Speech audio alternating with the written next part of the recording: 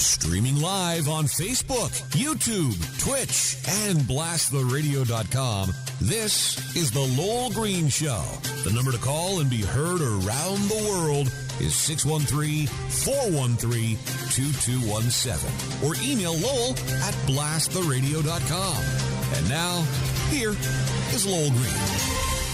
Oh, thank you, John. You're a miracle worker. I'm trying. I think we've got this resolved. Facebook doesn't want me anymore. Am I correct on that? Facebook doesn't want you. It doesn't want me. Apparently, it doesn't want any video signal sent to it whatsoever today. So what we've done instead... Whoops! Streaming live on Facebook. Hang on a second here. Twitch. And what we've done is we've linked live instead to... I don't even know where that audio is coming from, Lowell. We've linked live to a YouTube feed instead. So, oh, there we go. That's why it's happening there. Okay, got it. And back to you now. Hello. Now, do you think there's any chance that this is Trudeau's hand at work here? He doesn't want me. He doesn't want you. He doesn't want anything to do with either you or me. Is that what's going on here? No, that's not what's going on here. No, eh? It makes for a good story, though. So who's to blame? God? Yeah. Actually, they're saying that we're getting some special, very powerful waves of some sort of radioactive waves from the sun these days. I wonder if that's got something to do with it. All kinds of pigeons have been lost in Europe.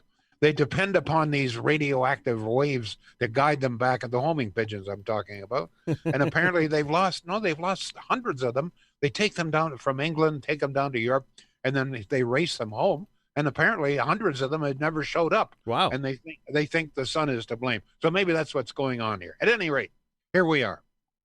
As usual, folks, anything you want to discuss, lines are wide open always, and so are the email text. John, just go through once again how people get in touch with us here. Well, provided I've got things connected, here's how you get in touch with Lowell Green. Our phone number is 613-413-2217.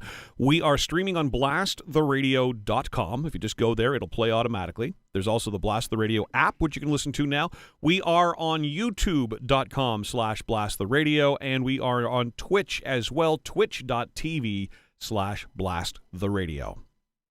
Very good. I've got two things on my mind. Now, as I say, if there's anything else that you would like to discuss, please feel free to do so. I'd love it if some people would raise an issue that they think is important enough for a public debate. Number one, now, I know that this may not be of any great concern to you, but I think it's time that we started a discussion, at the very least, concerning the Central Experimental Farm. Let me just go through. I have another topic that probably will elicit more response, but there's something going on here that I think that we need to at least have a very close examination. The Central Experimental Farm takes up a huge chunk of very, very valuable land in downtown Ottawa. And there's no question there was a time when it was very valuable to Canadian agriculture. It helped us develop crops that were frost resistant, fungus resistant, disease resistant, etc. And it helped to develop some new strains of various kinds of grain and other items as well. No question about that. But those days have changed. I have information that, in fact, very little, if any, really important data or research is being done that aids Canadian farms. Now, there may be some research underway that helps other farms, but I'm really questioning whether we need to be spending millions of dollars for that. And even if there is some beneficial work for Canadian agriculture underway at the experimental farm, does it have to be done in the center of our city? This is a huge plot of land, and it poses all kinds of problems. I mean, one thing, it adds to emissions. I mean, because this land is taken up in the center of our city, it means that we have to drive further. You got to drive past that, for example, to get to some of these bedroom communities like Canada. You got to drive past the Central Experimental Farm. Just think of the number of houses that could be. The housing crisis would certainly be over if we develop some of that. I'm not saying that we should. What I'm saying is that we need to have a close examination. No question, there was a time when it was very valuable. But my understanding now is, and I'm trying to get more. Excuse me, I'm trying to get more information here, and it's very difficult. I've contacted Agricultural Canada. I've contacted the friends of the farm and asked for some sort of proof, for some sort of evidence of the kind of research underway now, or data or development that is of assistance to Canadian agriculture. And so far, I'm coming up pretty empty. And one of the reasons for this is that, for example, when it comes to seed development, it's most of that, in fact, I believe all of it now is being done by the seed companies themselves. Ditto pesticides, herbicides, etc. All that experimentation is being done by private business. There may be some going on at the experimental farm, but I'm not sure if it's necessary. And I must say this, that even as I say, even if there is some beneficial work going on, does it have to be in the center of the city? It seems to me that if there is some work going on, because I mean, when I drive by, I mean, most of the fields are fallow. That means there's nothing of value growing there. Some people say, well, we need to preserve farmland. Yeah, but I don't believe that any of it, or very little, is being used as real farmland, or any crops being developed there that are being sold to people to help feed people. I don't believe so. I could be wrong, but from the information I have, if we want more farmland, then convert it to a real farm, a working farm that produces food that people can consume. I don't believe that that's happening there today. As I say, if there is something of value, that the question is, does it have to be done in the center of the city? What I would like is for people to at least have a look at this. This is a huge, I mean, if we decide that we can do something else with the experimental farm, besides, I mean, that's, we're now live on Facebook. Thank you. One of the reasons I raise this, of course, has to do with the Civic Hospital. But let's leave the Civic Hospital even out of this. Let's just deal with the Central Experimental Farm as a huge chunk of extremely valuable land right in the heart of one of Canada's major cities. Does it have to be there? And if it has to be there, does it have to be in the present condition that it is now? I mean, one possibility might be, my feeling is that if it's not of benefit to Canadian farmers, then let us convert it to something that has widespread public appeal. I think of Stanley Park from Vancouver, for example, perhaps something along those lines. Central Park in New York, something like that, or something entirely different, which of course could include a huge agricultural museum. Maybe it could be converted into something that could show people how crops are, how farmers raise food, et cetera, et cetera. Maybe that could be part of it. But it seems to me that if it's no value or very little value to farmers, where it is now, that at the very least we should convert it somehow or other to a place which has widespread public appeal, where everybody, all the citizens, can go and enjoy their various functions there, et cetera, et cetera, et cetera. And perhaps we could utilize some of it to build much needed housing instead of having to go outside the city to these suburban communities like Canada, Orleans, et cetera. Maybe we could have and all the infill. I mean, people are objecting to the high rises and so forth, but we need the accommodation. We need the homes. This is very clear. But maybe one of the things we could do is put some homes at the Central Experimental Farm. Now, I know a lot of people say, no, we need the green space. Okay, keep it as green space. But if it's, I repeat, I'm coming back to this. If it is of little or no value today to Canadian agriculture, if it's not helping farmers, then let us convert it to something that we all can utilize, that we can all enjoy. A giant park of some kind, museum, various whatever it is. Let us, at the very least, have a conversation. Now, I know that there are going to be people who claim, there's all sorts of very important work going on here. I'd like to know what it is.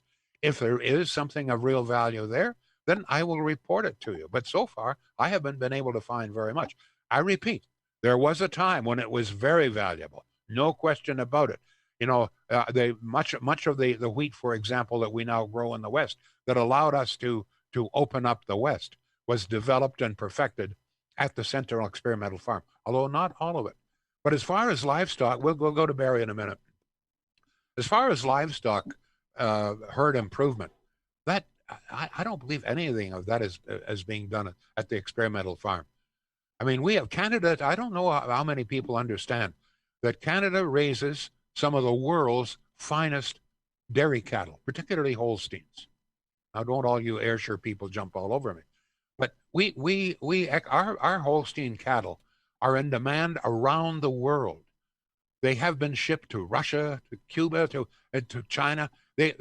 We have, and this is because the dairy industry itself, the farmers themselves, have perfected and continue to perfect cattle to produce more milk with less feed, et cetera, et cetera. That's the goal. And but it's the farmers themselves who have done this. Same thing with the hog industry. It was my father who smuggled it first, landrace hogs, which have revolutionized the pork industry. Before landrace hogs were allowed into this country, our hogs were big and fat, and the Danish landrace was killing our export market. We brought the Danish. My dad brought the Danish landrace hogs here. They're so long and lean; they have an extra set of ribs, a lot more bacon. So that was that. As far as cattle goes, I don't believe it was the experimental farm that helped the beef industry. It was the importation of Charolais cattle, larger, faster growing, less feed, Simmentals, and perhaps some others, but certainly those two. So I just throw that out, folks. Has the time come to, at the very least, examine the role of the Central Experimental Farm? Because I want to tell you, that land is worth billions. And I don't think that it's being properly utilized. I don't think we're getting value. I'm sure that we're spending tens of millions of dollars. And I believe to a large degree, folks, what we've got here is a make-believe farm. Not a real farm, a make-believe farm. Barry, are you still there, sir? Barry, are you on the line? Please go ahead. Nope, not there. John, have we Barry, got any... are you there? Yeah. Go ahead, please. Come on, Barry, stay awake, man. Okay, we're going to move away from Barry then. Let's... have you got any texts coming in at all, John? Yes, we do. Sorry about that, right, Barry. I don't know what's happening there. All right, you take a couple of days off, Lowell. You see the whole place falls apart. I guess so. Cheryl says, great idea for a park and agricultural museum, Lowell. She applauds that. Long Point Driver is watching on Twitch. She says there's a 30-year-old soil study going on right now. Can't really pick it up and move it. It's a scientific... what do you mean a soil study? What do you mean a soil study? You see, we keep hearing these phrases. Oh, there's a 30-year soil study. Well, like what? How does that benefit the Canadian farmer? Been going on for 30 years. How is a Canadian farmer benefiting from that? And if he is, to what degree? No, forget Barry. Okay, we got to get somebody that's. Well, in fairness to Barry, I think I was the one that screwed up the connection. Okay, well, let's try Barry again. All right. Yes, Barry. No, I still hear not. you. Go ahead, please, Barry. Come on. No, okay, John. Let's move off that, please. Yep. Okay. I have another topic, but before we do that, I want to get into our good friends in Pakenham, Shields. One of the things that I haven't talked very much about when I'm dealing with Shields, I've talked about the wonderful selection they have, that it's in stock, et cetera, et cetera. The prices are excellent, and the website proves that. But they've got some wonderful financing deals right now. No down payment in some cases, no payments for a protected period of time. You can see it all. So if you're looking for some really good financing deals, they've got those as well at Shields. It's a great place, good people, been in business, same location since 1947, same family. Check out the website. This is a really good, everything that you need to know about Shields is all there, and easy to see form. Just go to Shields, SCHEELS.ca, and you'll see it all there, folks. Thank you. Guy, as we're going to try another phone call here. Hello, Guy. No, it's not working, John. Let's move on. I have another topic here, okay? Now, I know that some of you are getting tired of talking about vaccinations, and for the past 2 or 3 days, we've stayed away from it. But there is something that we've got to discuss here. In your opinion, should store owners, business operators, landlords, and private individuals have the right to restrict their properties to only those who have been fully vaccinated for COVID? I don't know if you saw the story this morning. I'm having difficulty with this. A local homeowner rents out an apartment in his house, in his home. And he has notified someone that, listen, if you haven't been fully vaccinated, I can't have you in the house. I can't place my family at risk. Now he's being told he doesn't have the right to do that. Well, in some cases, people are saying he does. Others saying no. But wait a minute, this is his private home. Well, you say he's renting out an apartment. Yeah, he is. But Surely to God, a private individual has the right to say who he allows in his home. My goodness. Do you think that's right? That a homeowner is not allowed to say to someone, listen, you're not vaccinated, I can't take the risk? A restaurant owner in town says essentially the same thing. They got a slightly different problem here. Listen to this. He says, in this case, was talking to him yesterday. Hey, look, he points out that they've gone through hell in the past year or so, managed to stay alive, barely, and all of his employees are fully vaccinated. They follow all of the protocols.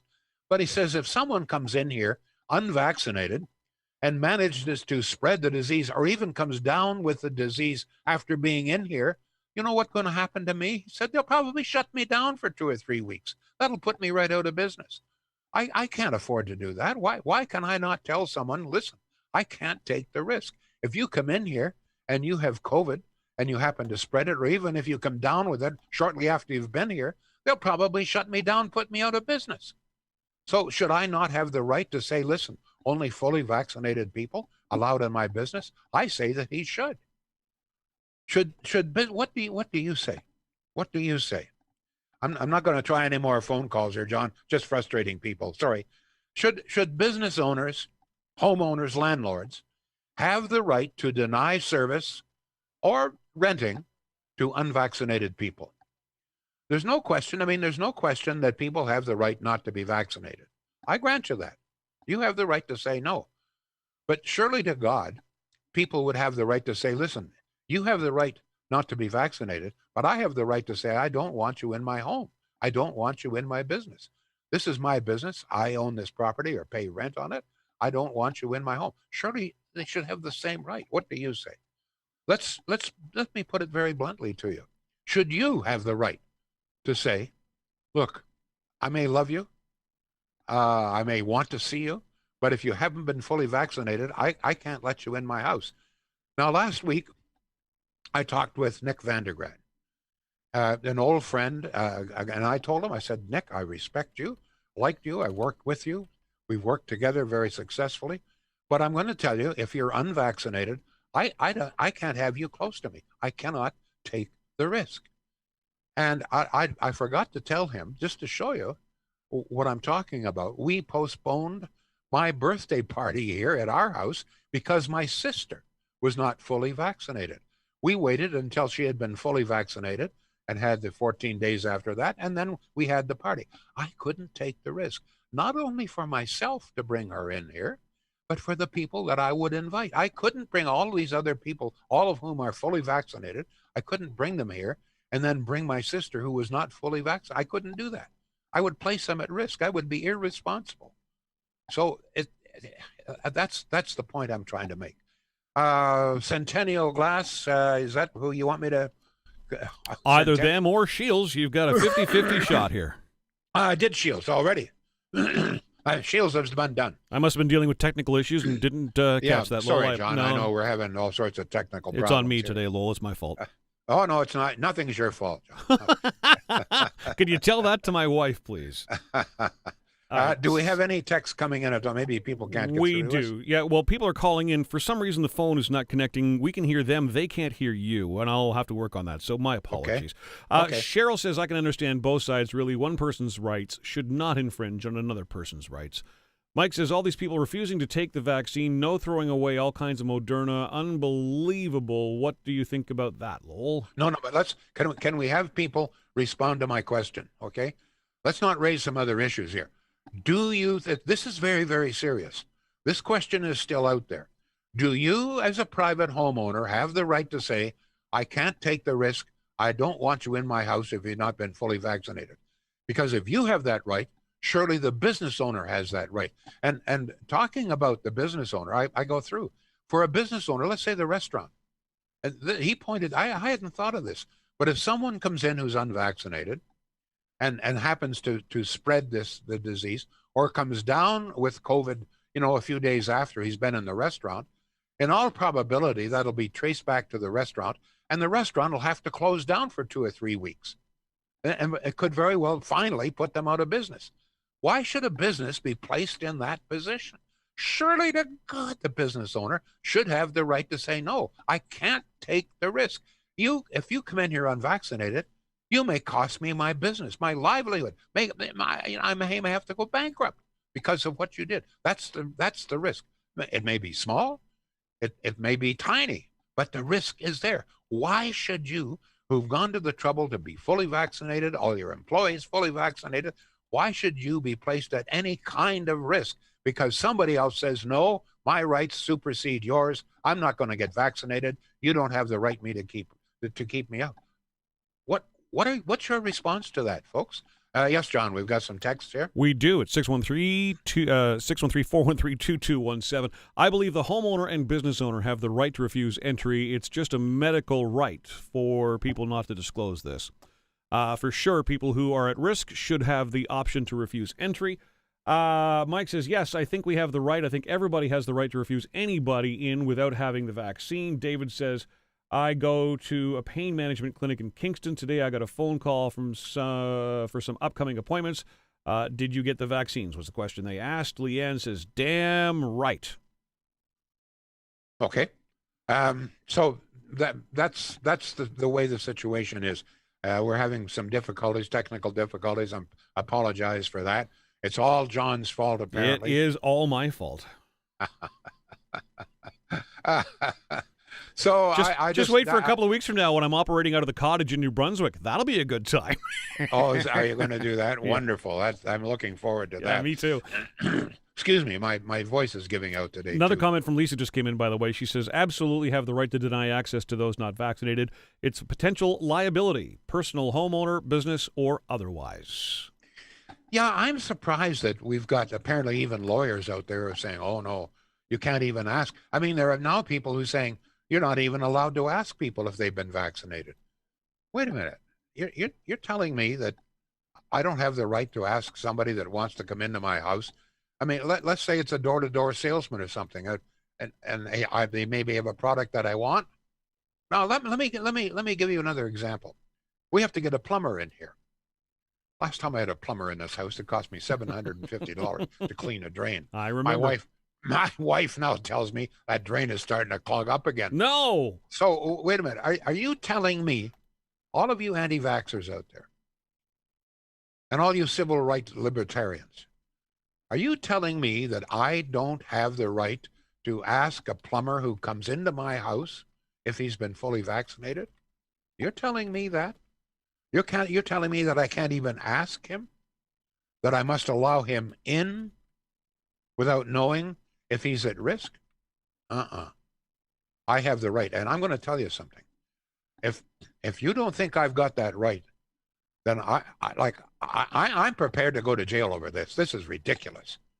Damn it, I have the right to say who I want in my house. And in this case, I have the right to say, are you fully vaccinated? No offense.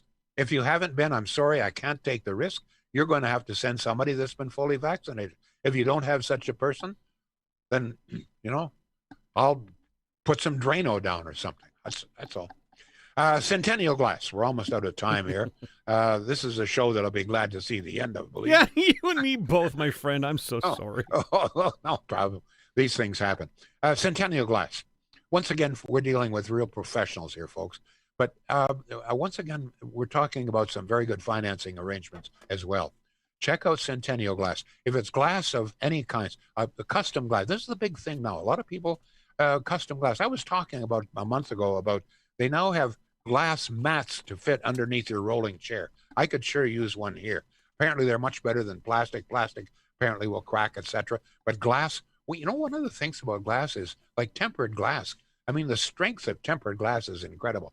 But no matter what it is, if it's glass of any kind, these are the professionals. They know what they're doing. Prices are very reasonable, very, very reputable, great workmanship. Centennial Glass. They're here on Industrial Avenue, not far from the train yards, and in good old Renfrew as well, Centennial. Yes, John, we got a few more texts coming in here. We do. Thank goodness people can actually listen. At least we have that. Glenn says, my new mantra, if you ain't vaccinated, stay away. You ain't welcome. Glenn also says, very shortly, I expect that insurers will be dictating the terms via the business owner's insurance policy. Not there yet, but it's coming. You and I talked about that quite a couple of weeks ago. And it's a good point. Yep, I'm starting to see that happen now. A texter says, you have the right to remove anybody from your property without a warrant, so you should have the right to question them before entry. All right. Well, we're right out of text here. I'm running out of voice, so we're going to sign off a little bit early today. Hopefully, we'll have all of these technical problems solved. You folks, have my word, we will. Just before we go, I would ask you, I could be wrong about the Central, there may be some worthwhile work there, but I ask you to look at it. I think that for too long now, we have considered the experimental farm as kind of sacred land. It's not sacred. It's done some really good work in the past, but time marches on. It may be that time has passed the experimental farm. There's all of that land there. I think if it's not of benefit to Canadian farmers, to Canadian agriculture, I think we should find better uses for it. God knows we're spending a lot of money. It cost us billions of dollars. I mean, that's vacant land right in the heart of our city. If it's not of use to Canadian farmers, let's put it to good use for everybody. What say you? We'll be back. Thank you all. The Lowell Green Show is seen and heard live around the world at 2 p.m. Eastern. Connect with us online at blasttheradio.com/Lowell Green. Can't join us live? Download the Lowell Green podcast. Available on Apple, Spotify, Google, and more. Ask your smart speaker to play the Lowell Green podcast. This is a production of blasttheradio.com.